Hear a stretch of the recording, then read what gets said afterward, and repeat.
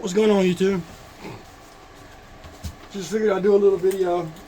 Ain't much really a lot here to see. This is the BlackBerry sour crossed with Wranker. Both of them are the same. My question is, maybe y'all can give me some help or whatever. What do you guys think are the best genetics that are out right now?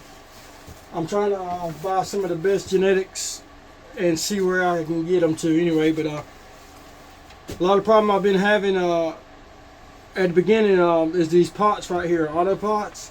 And for some reason the bottom of the pot sits way down. And I think I was over watering. And my LED light was only 10 and a half inches away from the top of the canopy.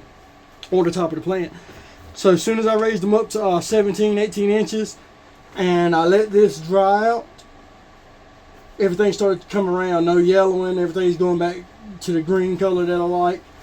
And I actually just give them its first little nutrient feeding yesterday, which was Humboldt A and B base with a little bit of calcium or CalMag.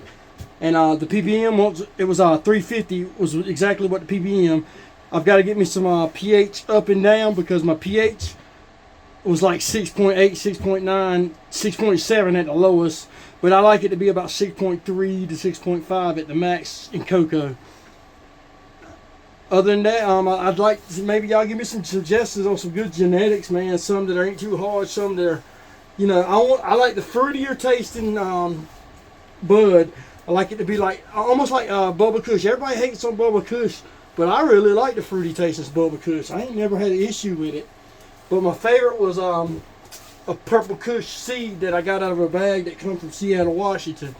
And other than that, within a month or so, I will have some Granddaddy Purple and a few other genetics. But I've been wanting Granddaddy Purple for a long time.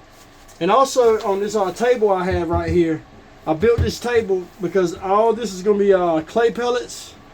And then I plan on running, you know, as many clones as I can get on this table, whether it's 100, 150, 200, 75, but I plan on doing a 1 week veg to see how that is. And my goal is to have a no veg flowering, but I'm looking to increase my yield. I know how to grow it. I know how to do it from start A to point B. I'm just looking to maximize my yield. That's all I'm wanting to do now. That way I can harvest, cure, or dry and cure, and then have enough to last me until my next harvest and cure to get on the ball with that. This is a trial error, and if I don't like this table, like I said, I've got enough room to do 30 or 40 pots. I would just have to increase my lights, which I still have a 660 watt dimmable ballast for high pressure sodium. I have a 150 watt high pressure sodium. I have a 175 watt metal highlight, and then I've got these LEDs. The middle LED, which is what's running now, is 180 watts, and then I have two 60 watts or 65 watts that are on each side. I am planning on buying more LEDs to complete the table. I wish I could get one of those long spider farmers that would cover the whole table. That's my goal, or that's what I'm trying to get to. But it takes money, it takes time. But any suggestions, y'all please feel free to help me. And if anybody has any equipment like LED lights or anything that you want me to use and give you my input on, feel free to hit me. Any genetics or anything that anybody has that they could offer me, I really appreciate it. Anything and everything, I don't mind giving you shout outs or us working something out in the long run. I used to have a lot of companies that would send me nutrients to try and do side-by-sides and things like that. But I figured I'd get up here and do a little video just to show you the process from, you know, considering the first little video y'all seen of me coming back to now, it's a lot different. It looks a lot different. I still got to finish hanging my plastic and tightening up plastic here and there. I've got my heaters that are running somewhat okay. As you can see, my humidity is a little low, but I am going to fix that.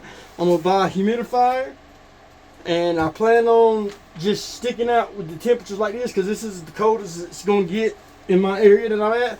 I think we got down into the teens last night, which I got down to like 68 degrees, which is not bad. It's not the best, but it's not bad. As long as they're not fluctuating like 15 and 20 degrees difference from lights on and lights off, I think. But either way, I think I can pull through. I'm like 2 weeks behind from that little incident with the overwatering and the lights being too close. But now, I'd say within another week, I'm going to start topping and everything like that, because my goal is to cut at least 50 clones once these get big enough to where I can cut them. And then these two will be moms. And then once I get the 50 clones, I might even do a test run, do the 50 clones and see how that goes. And then if that goes well, then we're going to do the whole table.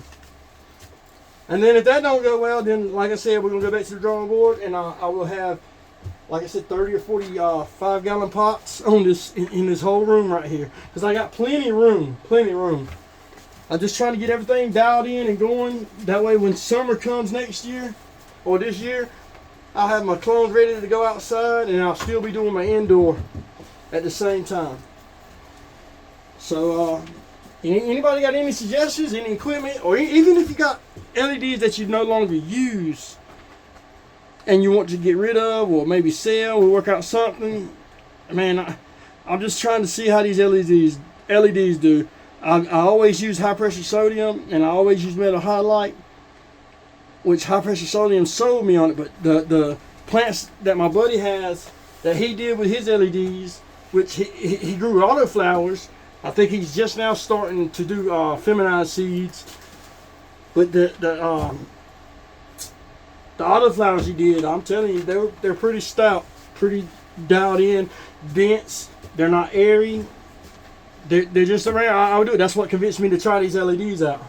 I still want one long LED to go across this whole table, or at least two. I mean, because at this point, with what I have, I'll have to buy 2 to 3 more lights, which ain't expensive, but I don't want to keep wasting money on lights like this when I could just save up and get one light to run. Well, your boy leaves the grass. Think I'm gonna cut it out for here for now. Y'all boys stay tuned, like, subscribe, share, put me in the right direction. Peace and nugs and growers love. Yeah.